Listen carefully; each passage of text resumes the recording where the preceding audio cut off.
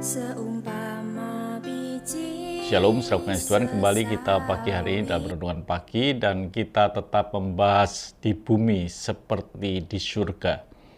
Saudaraku yang kasih Tuhan, itu sesuatu yang harus terjadi dalam kehidupan anak-anak Tuhan, mengalami surga di muka bumi ini.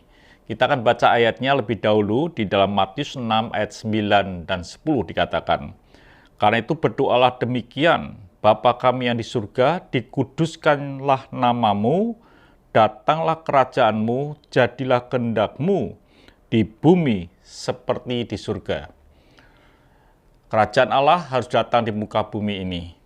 Saudaraku yang kasih Tuhan, kerajaan Allah bukan bicara tentang sebuah takhta begitu saja, atau pemerintahan begitu saja, tapi kerajaan Allah bicara tentang hadirnya Tuhan dengan kuasa Tuhan.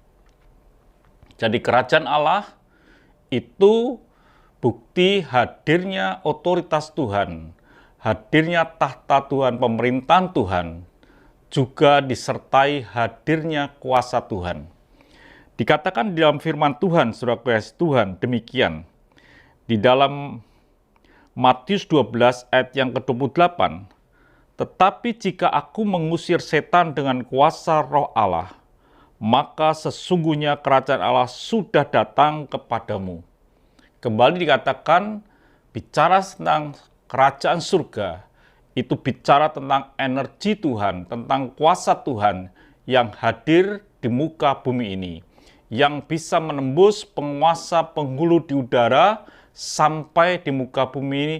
Otoritas Tuhan, energi Tuhan, kuasa Tuhan ada dalam kehidupan anak-anak Tuhan.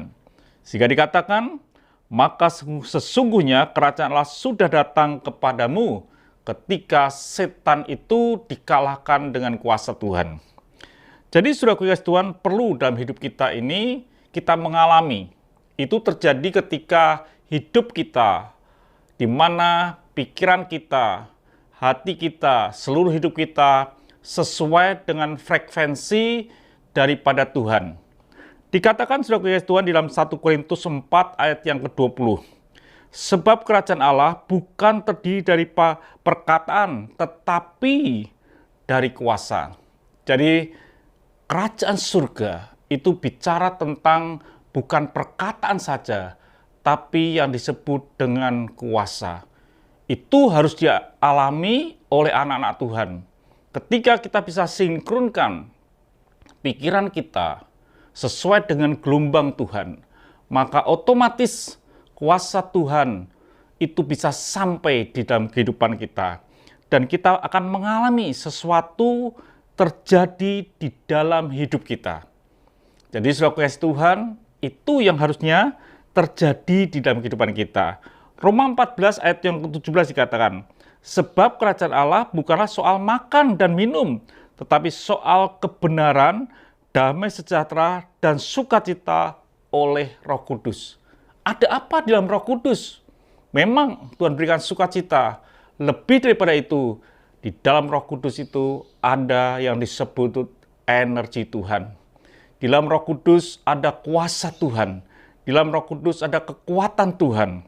Dikatakan dalam Kisah Rasul 1 ayat yang ke-8, "Tetapi kamu akan menerima kuasa, menerima energi, kalau Roh Kudus turun ke atas kamu, dan kamu akan menjadi saksiku di Yerusalem dan di seluruh Yudea dan Samaria sampai ke ujung bumi." Kerajaan Allah harus datang dalam kehidupan kita. Tuhan menunggu hidup anak-anak Tuhan itu bisa selaras pikirannya sesuai dengan pikiran Tuhan. Pikirannya dicun sesuai dengan gelombang frekuensi Tuhan, supaya kuasa Roh Kudus ada dalam kehidupan saudara, dan saudara bisa menjadi saksi di muka bumi ini. Saudara bisa menjadi saksi di mana saudara berada. Saudara bisa menyampaikan akan suara Tuhan, otoritas Tuhan, kuasa Tuhan di mana saudara berada.